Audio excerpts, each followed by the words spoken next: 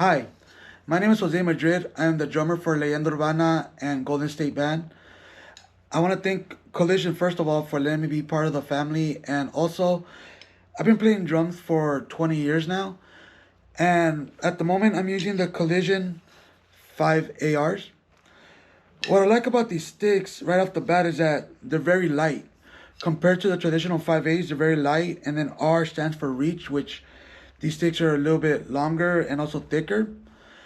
And what I like about these, well, like I mentioned, the length's longer, and so when I'm playing, I can play more relaxed. And when I do fills or crashes, I don't have to lean forward because I have that tendency to do that. And they're very durable. The pair I've been using haven't broken or snapped yet, and I play at quite a few shows every month. And the upcoming video is it's a cover of Tainted Love I performed with Golden State Band at Tarzana, California. Hope you guys enjoy it.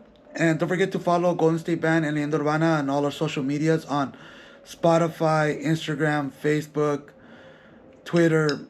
Just be on the lookout, and hope you guys enjoy.